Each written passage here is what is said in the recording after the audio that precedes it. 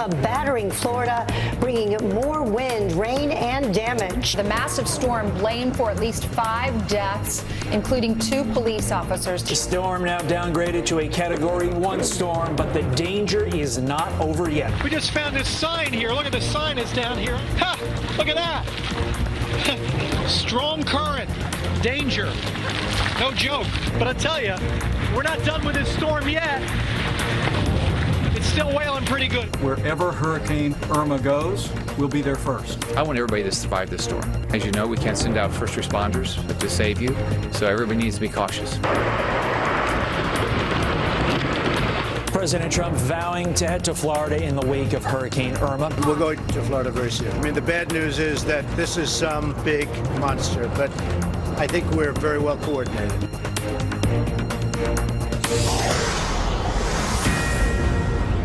And so far, you'd have to agree with the president. Straight to a Fox News alert. Hurricane Irma still packing a powerful punch at this hour.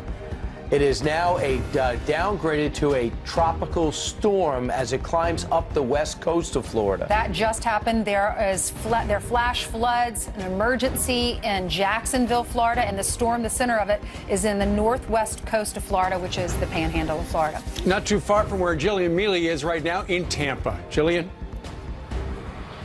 Good morning, guys. You guys saw in my last hit, it was pouring rain, it was really windy, and it's calmed down at this point. So we've seen a lot of those bands coming through.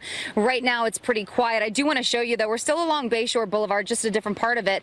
This is a scene you're seeing all over the place. You can see a tree just completely uprooted, and I'm going to carefully cross the street right here for a second so you can just get a good look and see. We have someone holding up traffic for us, don't worry. You see trees down all across Bayshore, so police actually have one of those lanes blocked off as a result. So that's a lot of the debris that you're seeing out here.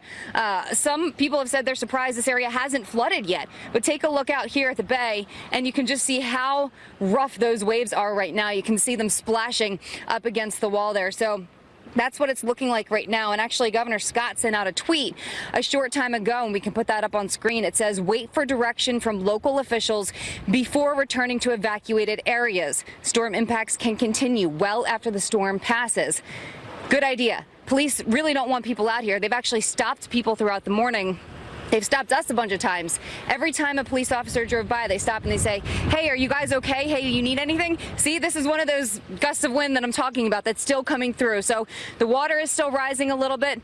We could still see some flooding out here if you don't have to come out. I know people want to come out and see the damage. It's safer if you can just stay inside, guys. All right, Jillian, thank you very much. So in the last 5 minutes, Hurricane Irma has been downgraded. The threshold for a hurricane is 75 miles per hour, maximum sustained winds. Right now, it is 70 with gusts up to 90 miles an hour. Meanwhile, let's go to the North Lawn of the White House. Kellyanne Conway, counselor to the President of the United States, is joining us live.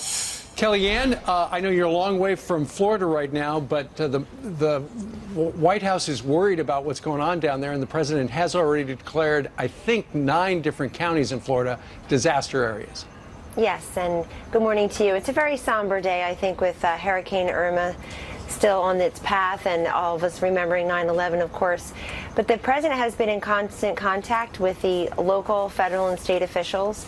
I think you've seen an administration-wide coordination. Our Democratic Senator, U.S. Senator of Florida, Bill Nelson, commended the coordination between federal, state, and local. And I think it tells you that it's a rare moment of bipartisan or nonpartisan comedy, if you will, COMITY, as we try to help people rebuild and recover. I know we've all talked about this previously, but it bears repeating that now is when some of the tough work begins for many people. If you don't have power, then you seem to turn to other means of generating power, and that's when there's carbon monoxide poisoning, people being told to evacuate did, people being told not to go back should not. Listen to your local officials. That's our big message from the White House, is those on the ground closest to the people in need and also still in jeopardy really should listen to those local officials. Don't allow curiosity and even your grief to get in the way of your safety. Kellyanne, the president said he told some reporters that he was going to go visit Florida very soon. Any plans on when he and Melania might go down there? The president is committed to helping all of those affected, certainly those still struggling to survive and rebuild from Hurricane Harvey and now Irma. And as you know, he visited Texas twice and Louisiana, so he's committed to going to Florida. But the president makes very clear that he will go to Florida and other affected areas, Ainsley, if and when people closer on the ground say, it's good, Governor, it's good to go, and that he's not interfering with the rescue efforts and the recovery efforts. So that's incredibly important. And as Governor Scott said on a different network, in your network this weekend, I believe, that he's been in constant contact with the president and other cabinet officials. I also want people to really look at what the entire administration is doing. I mean, obviously, you've had Elaine Duke and FEMA and Brock Long on your network, but if everybody sees all of the different resources the government provides, the small business help from Linda McMahon's administration, what Alex Acosta is doing at Labor, obviously Tom Price at Health and Human Services. There's just an administration-wide effort to help people in times of need. And I think with social media, we're seeing the ability to connect folks with opportunity and to meet their needs faster. And really the forecasting and technological advances has helped a great deal too, probably spared some lives. And of course, any loss of life is a great tragedy, but sparing the loss of life and injury here because of the forecasting technology, I think the very somber but very encouraging way that the governors of the states and others have told people, please evacuate, please get out, and most people listened, it seems. Right. So there's a lot of firsts when you become president, Kellyanne Conway, but it must be extraordinary for the president of the United States to be a New Yorker. On 9/11, 16 years later, he is president. Have you had a chance over the last few days to talk about what today will mean? Because at 8:46, he and the First Lady will lead a moment of silence and remembrance. He was once one of us here in New York, and now he's leading us in Washington. Did you have a chance to go over that?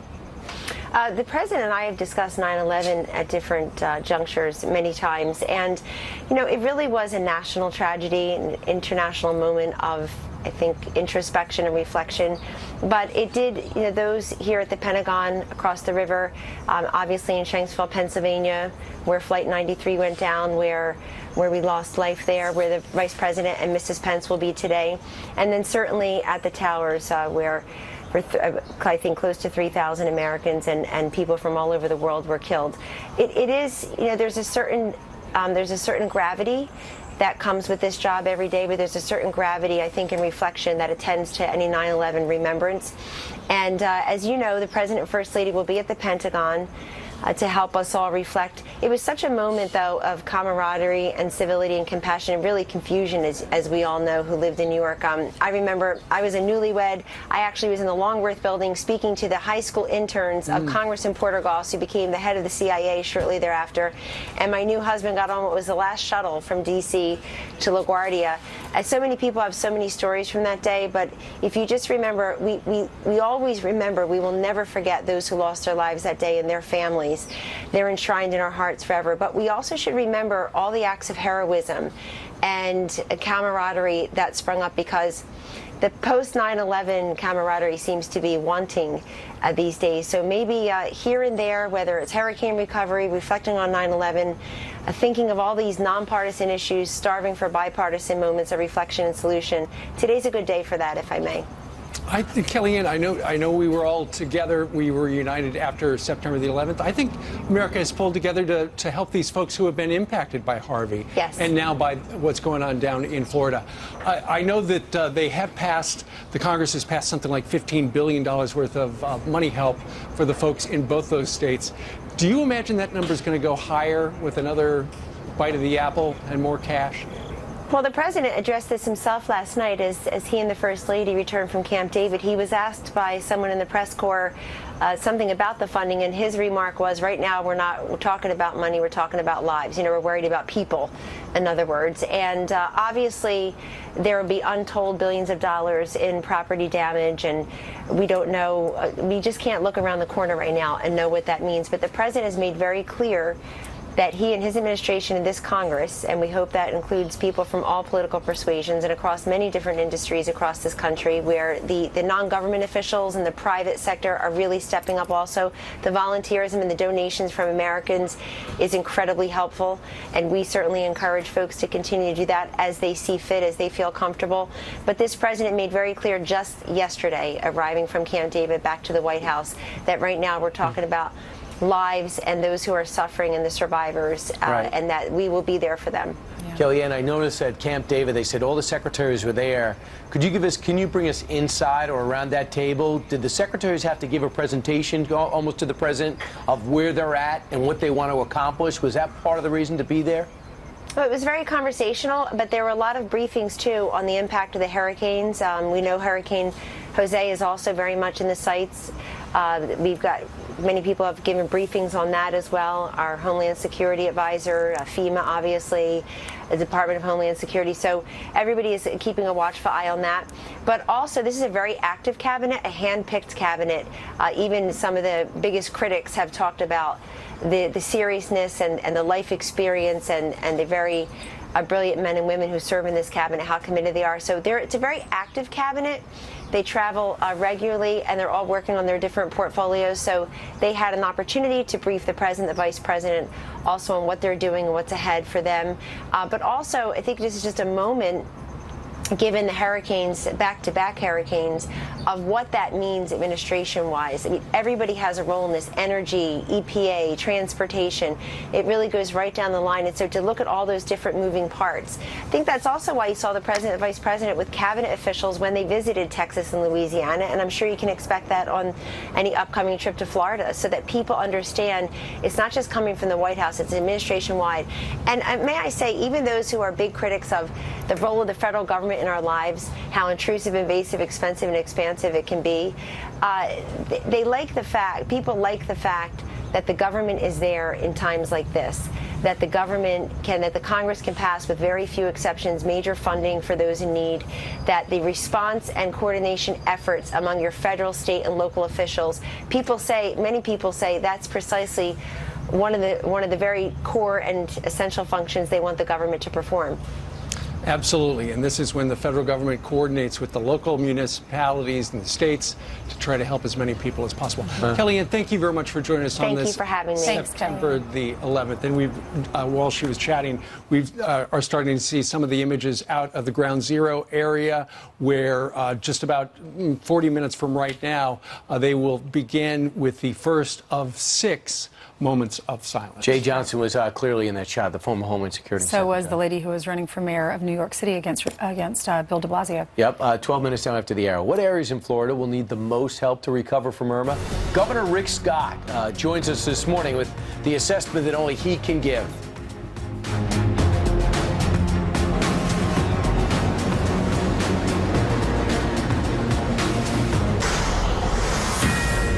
We have new video that's just in from Jacksonville, Florida, which is under a flash flood emergency. The rising waters, because of the storm surge, the St. Johns River in downtown Jacksonville at a record 5 feet, and it is expected to go up another 1 or 2 feet. Police are warning everyone in that area to stay off the roads. So what areas in Florida will need the most help when Irma stops being such a disruptor down there? Let's talk to the governor of the great state of Florida, Rick Scott. He joins us on the phone. Governor, good morning to you. Good morning. I hope everybody continues to pray for our state. I'm heading down to the Keys now with the Coast Guard to assess the damage there. With the storms, as you heard, the storm's still in our state. We're getting flooding in the Jacksonville area, so we're sending rescue teams there on top of down the southern part of our state. The Keys, I'm very concerned about. The Marco Island area, we have a lot of concerns about that. We've got a lot of power out. We're going down the Keys to try to make sure the roads are passable. We make sure those bridges are safe.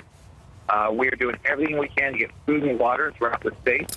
I spoke with the president 3 times yesterday. I spoke with the administrator, Buck Long, of FEMA yesterday, a variety of times already today. Everybody is working to get assets here, get our power back on.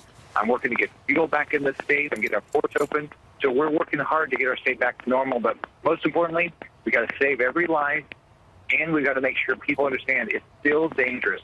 Power lines are down throughout the state. We got roads that are impassable right now. So everybody's got to be patient as we work through this. The way I understand it, Governor, is that one of the biggest surprises is Jacksonville. The fact that they're saying this is already record storm surge. Do you have to wait it out, or there's something the Army Corps of Engineers can do? Well, we've got search and rescue teams. We've got 28 states that have sent us individuals to help us. We've got search and rescue teams going over there now. The problem what's happening in Jacksonville is you got Jose out there that's continuing to push water to the coast. You've got the storm surge as the storm came up, and then it was a high tide. So all that together is causing, and then we got lots of rivers there. So we're really concerned to save every life there. Sure. Governor, for the folks that are watching that did evacuate, when can they come back to Florida? It's going to take some time. We've got to make sure it's safe. We got to get the power lines back up. We got to get the safe. You cannot be around down power lines. Just don't be around it. If there's any flooding, we've got to let that water go down. We got to make sure these roads are passable so it's safe for people.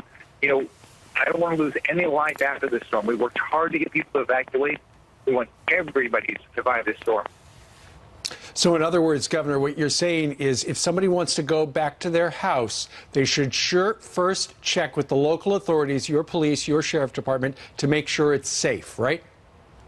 We have sheriff departments. We've got local emergency management teams in every county. They will let you know when it's safe to go back. But this is where people make a mistake. They go around down power lines. They go where, it's unsafe. We have so much damage right now around the state. We're throwing every resource we can, locally, at the state, and the federal government. President Trump has promised me all the federal resources I need. Got you, Governor. Well, thank you. We look forward to get your update after you go check out the Keys and then back up north to Jacksonville. Governor Rick Scott, thanks. Thank you. 20 minutes after the top of the hour. In moments, we will take you step by step through one of the darkest days in American history. September 11th, 2001, as it happened, we pay tribute to the victims. Coming up next. Very tragic alert for you right now. An incredible plane crash into the World Trade Center here at the